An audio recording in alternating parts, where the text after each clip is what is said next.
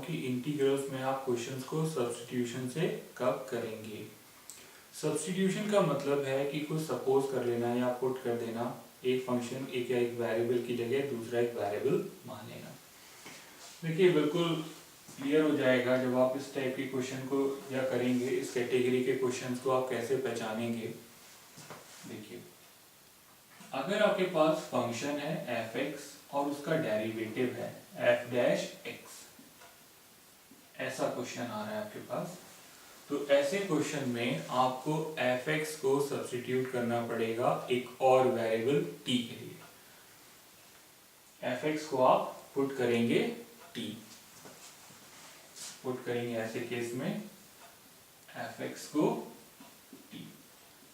अब ऐसा हमेशा नहीं है, कई बार कुछ और मेथड से भी हो सकता है क्वेश्चन, लेकिन ज्यादातर f(x) को आप पुट करेंगे t। सेकंड केस क्या होगा कि अगर f'(x) ऊपर है, f(x) नीचे है, मतलब फंक्शन भी है उसका डेरिवेटिव भी है पर डिवीजन में है, तब भी आप पुट करेंगे f(x) को t, पुट करेंगे f(x) को t, इजी रहता है।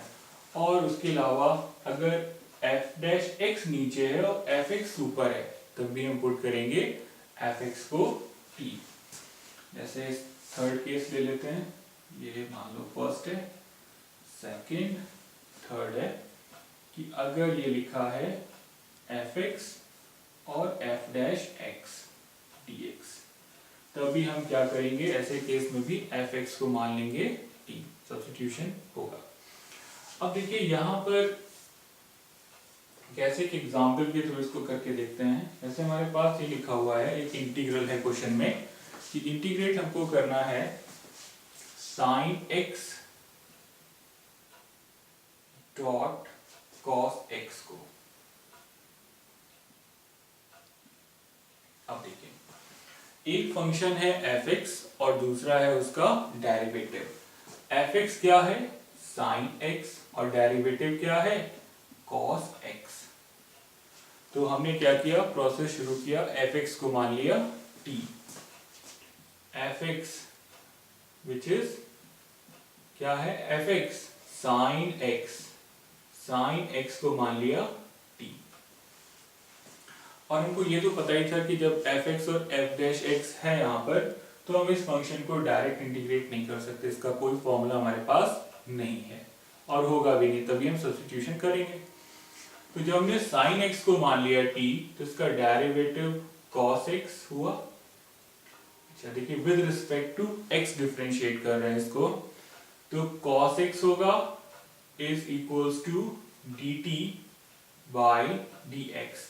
क्या किया है कि sin x को with respect to x differentiate किया है, तो वो आएगा cos x, और t को with respect to x differentiate करेंगे तो dt बाई dx आएगा। तो यहां से हम cos x dx को क्या लिख सकते हैं, dt के इक्वल। अब देखो यहां पर क्या होगा, sin x की जगह पर t, हमने वेरिएबल सपोज कर लिया है एक और नया t, तो पूरा फंक्शन अब उस वेरिएबल में कन्वर्ट होगा, चेंज हो जाएगा। cos x dx, इसकी जगह पर क्या लिख सकते हैं, dt cos x dx है, इसकी जगह पर हमने लिखा है यहाँ पर dt।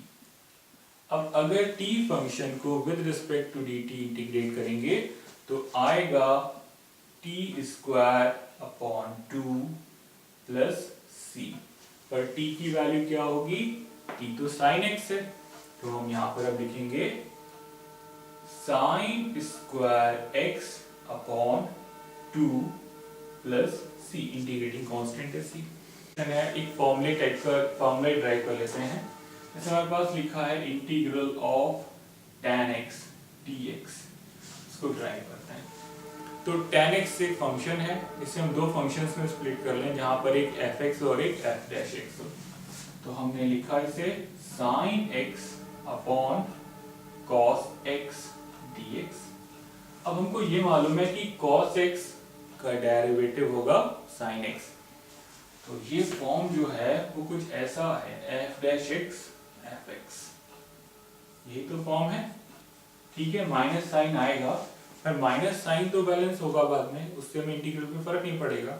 ये फॉर्म कौन सी है, फॉर्म कौन सी हुई, F dash x F x. तो अब पुट कर दो cos x को t। तो जब हमने cos x को t पुट किया है, इसी का डेरिवेटिव ऊपर है, ठीक है ना। तो यहां पर आ गया हमारे पास sin x, इसको डिफरेंशिएट कर रहे हैं, sin x dx is dt और माइनस आएगा।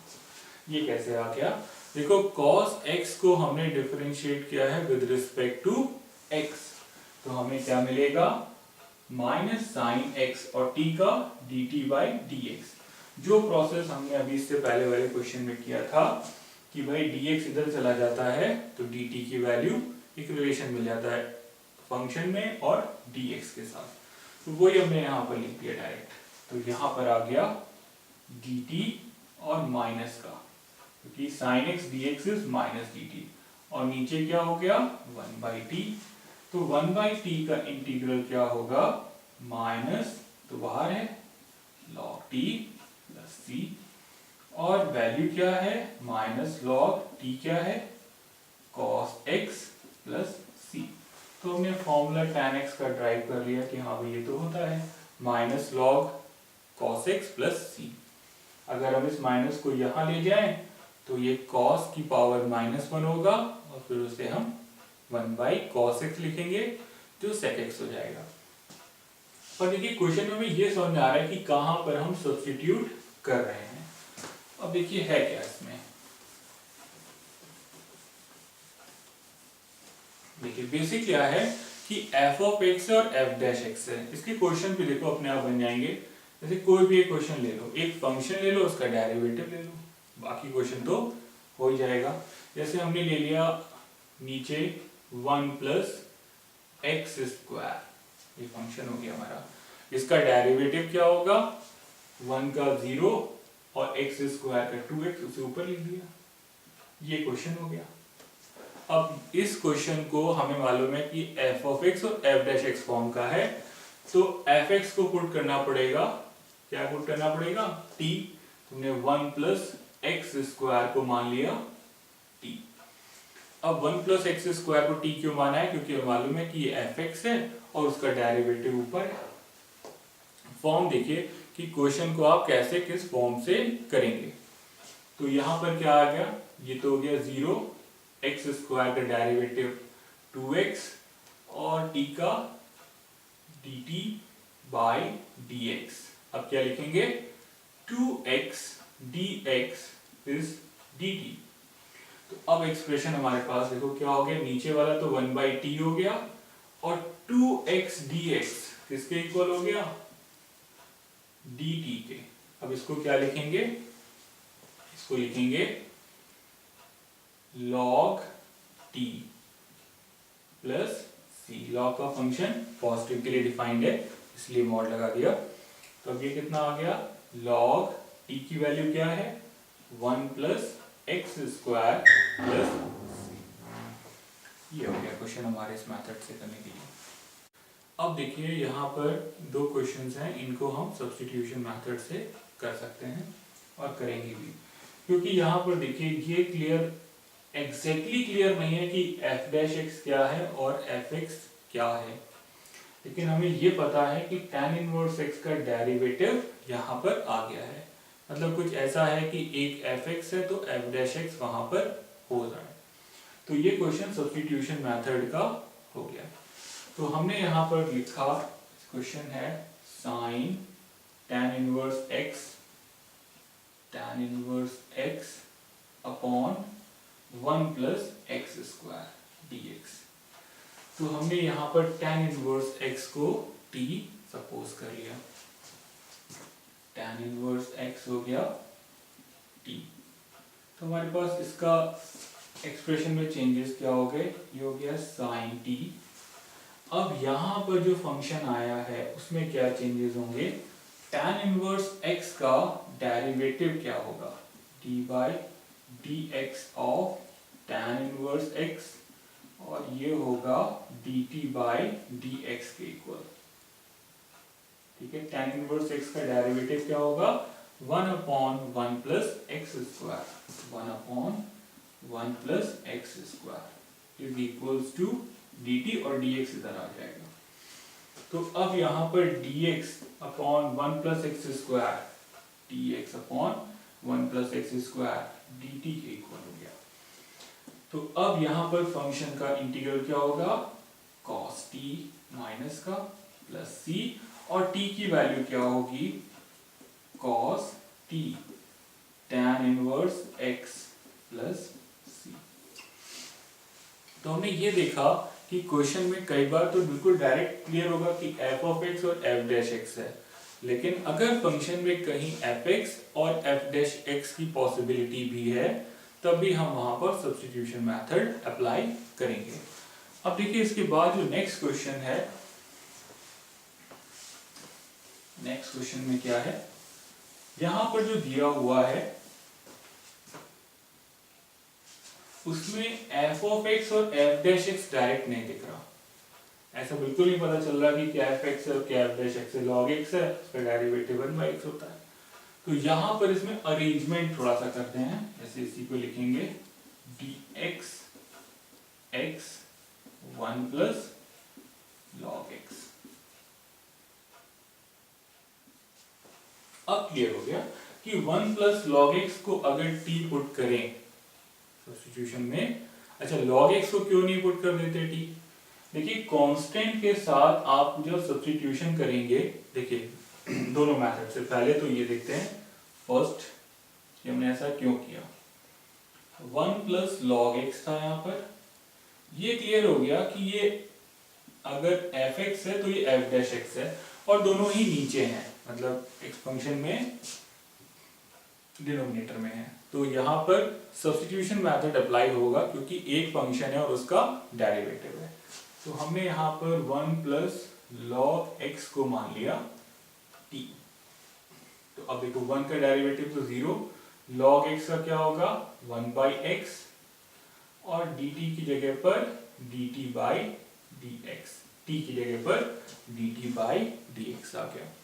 तो यहां से इधर ट्रांसफर होगा 1/x dx इज dt।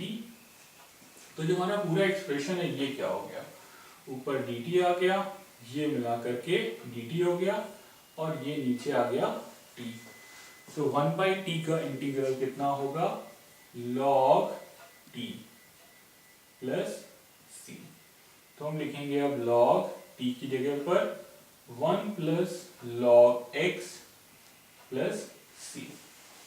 अब इसी क्वेश्चन में देखिए अगर हम सब्स्टिट्यूट करते log x को t, इसी क्वेश्चन में देखिए इसको सेकंड मेथड क्या करने जा रहे हैं, प्रॉब्लम क्या होगी, थोड़ी सी दिक्कत है ज्यादा नहीं।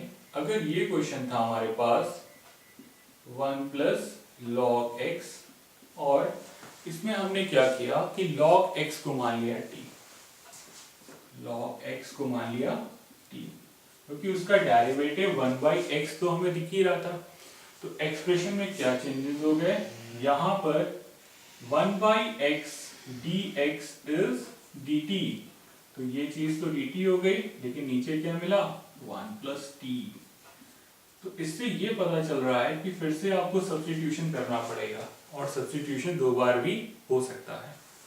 1 प्लस t को आप मान लेंगे कोई नया variable p, 1 plus t is p और with respect to t differentiate करेंगे, तो यहाँ पर आ जाएगा 1 का तो 0 और t का with respect to t is 1 और यहाँ dp ऑन dt, तो यहाँ पर dt इज dp, तो हमें क्या मिला dp upon p which is log p, और p की वैल्यू कितनी है 1 प्लस t और फिर t की वैल्यू क्या है log x।